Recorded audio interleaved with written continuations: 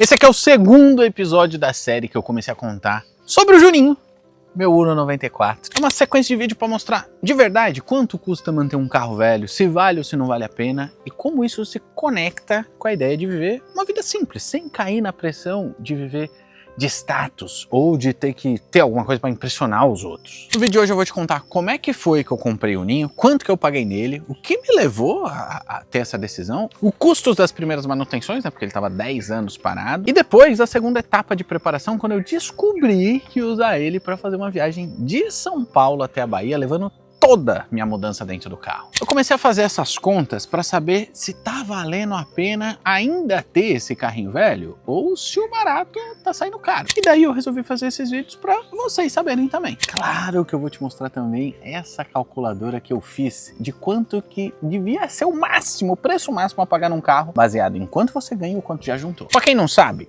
o Juninho, ele apareceu porque eu queria um carro barato que coubesse com folga no meu bolso e que fosse prático pro dia a dia, nada melhor do que um Uno, né? Eu paguei R$4.500 nele, um valor que na época fazia sentido, porque o carro tava em boas condições de uso e eu queria um negócio simples mesmo. A real é que na época, a minha ex-namorada de hoje, né? Na época era minha namorada, a Taizinha, o avô dela, ele faleceu e ele já tava doentinho há um bom tempo.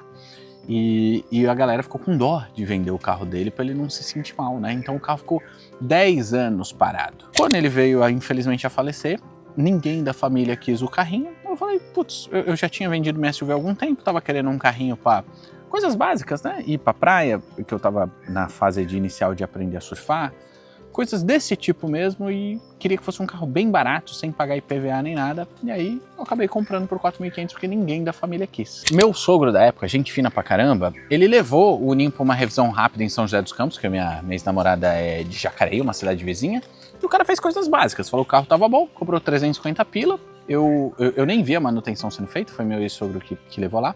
Só que na vinda de Jacareí para São Paulo, na Via Dutra, o carro simplesmente parou e eu precisei ser guinchado, meu brother. Bem-vindo ao mundo dos carros velhos. Nessa hora, deu um baita frio na barriga. Eu, que sempre tive um carrinho mais novo, me liguei que o buraco com o carro velho podia ser bem mais embaixo. Sorte, meu seguro de vida, na época, ele dava direito a guincho, mesmo sem o carro estar segurado. E foi isso que me salvou da madrugada de domingo para segunda. O guincho me deixou na porta de casa, de madrugada, né? E no dia seguinte, eu precisei levar o carro no mecânico lá em São Paulo, no bairro que na época eu tava morando ali no Bexiga, meus pais moravam na Moca, né? Tinha um mecânico lá que meu pai levava. E foi mais um guincho e mais uma oficina. Tudo isso somou R$1.300. E no final das contas, o Uno, que custou R$4.500, já estava saindo por R$5.800 de largada. E nem bom ele estava aí.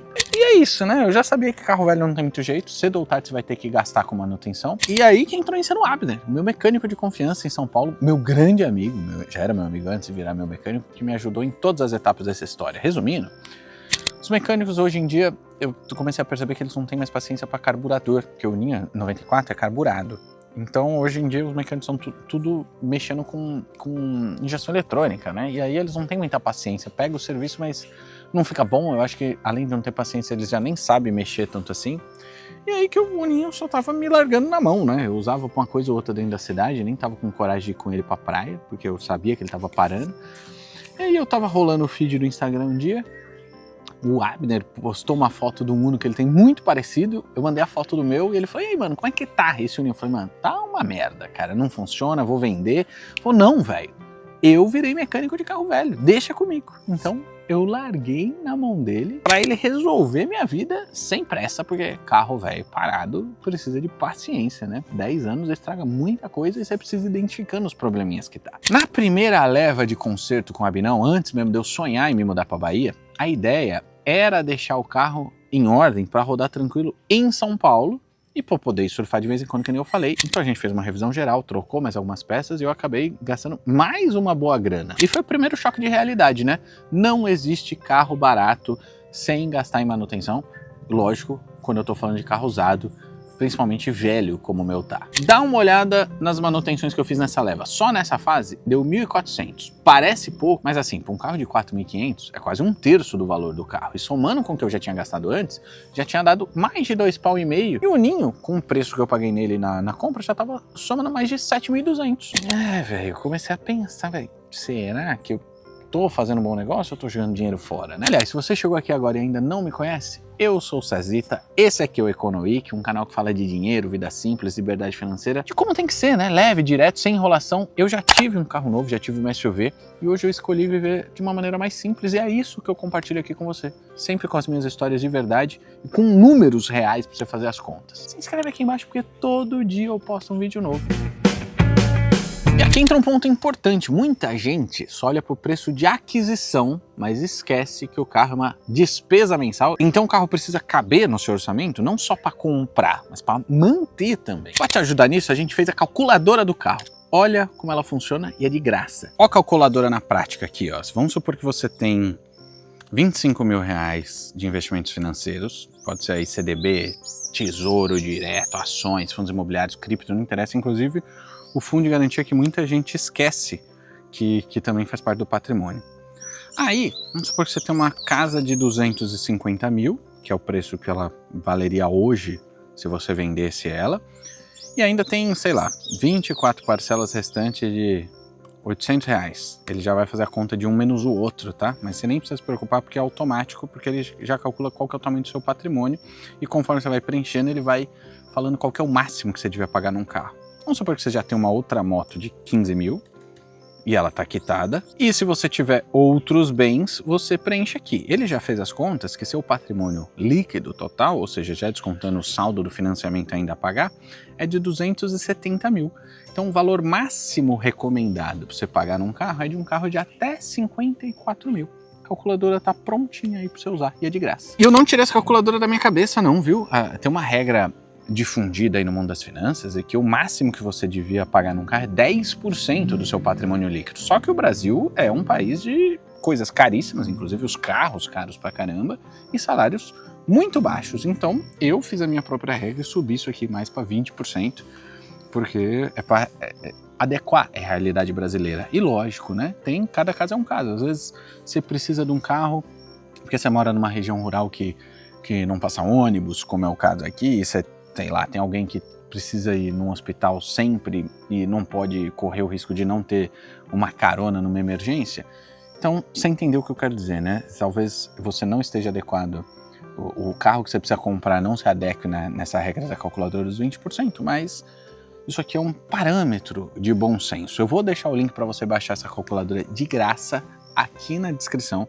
Então é só clicar e usar do jeito que você quiser. Aí você vai conseguir simular o seu caso e ver se o carro que você tá de olho faz sentido ou não pro seu bolso. E foi nesse meio tempo que aconteceu uma virada na minha vida, um plot twist. Eu decidi que eu não ia mais querer viver em São Paulo naquela correria, no trânsito, com custo de vida lá em cima e ansiedade por aqui. Decidi me mudar pra Bahia, morar num sítio, nessa maravilha aqui perto da praia, cercado de natureza. E adivinha quem ia ser o responsável por levar toda a minha mudança de São Paulo até a Bahia?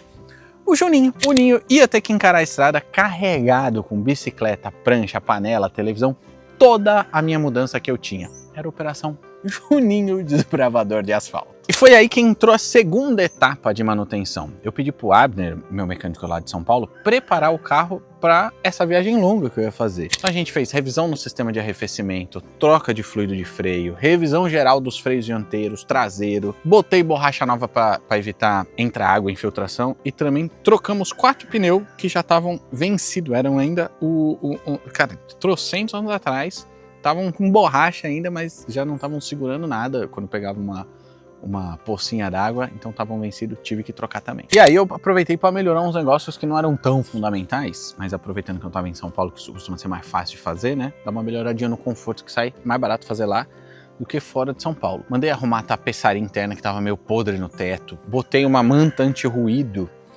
nos revestimentos do carro todo, reformei os bancos que também estavam apodrecendo. Cara, ficou um ar até mais moderninho dentro do carro. E foi um investimento de R$ 2.400 nessa etapa e mais R$ 1.200 dos pneus. No total, juntando com a primeira leva de manutenção, eu já tinha gasto mais de R$ 5.000 só de conserto, sem contar o preço que eu paguei no carro, né? Ou seja, o carro de 4.500 já tinha virado praticamente R$ 10.000 e eu comecei até ficar meio puto, na verdade, né? Eu tava gastando bem mais do que eu imaginei, eu nunca tinha tido um carro tão velho assim, e era inevitável pensar se eu não tava pensando se não teria sido melhor e até mais barato ter comprado um carrinho mais novo. E aqui que entra a reflexão que eu quero dividir com você. Vale ou não vale a pena ter um carro velho? Por um lado, é barato de comprar, me deu a liberdade de colocar toda a minha mudança nele, é um carrinho confiável, né, o projeto do Uno, mas por outro, começa a acumular manutenção atrás de manutenção. Às vezes já aconteceu de eu ficar na mão, eu vou contar nesses vídeos aqui toda a história do Juninho, mas sabe qual que é o ponto central para mim? É que eu não tô tentando mais impressionar ninguém. Eu já tive carro novo, já tive uma SUV grandona, e hoje eu escolhi ter um Uninho porque ele me serve, em primeiro lugar, e porque essa decisão me ajuda a viver de uma maneira mais simples e mais leve financeiramente, sem querer impressionar ninguém. Eu consigo antecipar minha liberdade financeira porque o custo... durante essa manutenção eu não estava pensando nisso, mas eu já fiz as contas e o custo, pô, tá fazendo super sentido. Eu não sei se faz para você, porque dá mais é motivo mais de preocupação do que se eu tivesse um carro bem mais novo. Mas olha, a gente vai chegar nesse assunto. Esse vídeo aqui, ele faz parte da série do Juninho. Então, cada episódio eu vou contar uma nova etapa da história do meu carrinho. Viagem, dor de cabeça, os custos, tudo que eu aprendi. Tudo pra gente discutir junto se vale ou se não vale a pena ter um carro desse tipo. No próximo vídeo eu vou contar como é que foi minha viagem de Uninho de São Paulo pra Bahia. Dos gastos bem maiores que eu tive aqui, porque teve motor travado. Nossa, nem me lembro. Tive que fazer retífica. Não gosto nem de lembrar, velho. Ah, lembra que o link da calculadora tá aqui na descrição, viu? Aí você pode aplicar essa mesma regra pro seu caso. Falando nisso, eu mostrei com muito mais detalhe como usar essa calculadora e uma outra também para além do custo de aquisição, o custo de manutenção do carro, que você vai colocar seus investimentos, seus bens, casa, moto, quando ainda falta pagar de cada coisa. E a calculadora já te mostra o preço máximo que você devia pagar num carro sem se enrolar e também o preço, o quanto você podia gastar de manutenção, porque aí você já une as duas coisas, né? Faz uma pesquisa do carro que você quer comprar, quanto que ele costuma dar de manutenção por mês, né? Você consegue fazer essas contas e quanto você devia pagar nele no máximo. E tá tudo nesse vídeo aqui em cima, que é o primeiro da série Juninho. No outro, eu tô mostrando a vida de vários bilionários que não querem ficar se exibindo, inclusive tem carros super simples, desde o Warren Buffett até Cillian Murphy e Luiz Barsi. Escolhe um e a gente continua a conversa por aqui.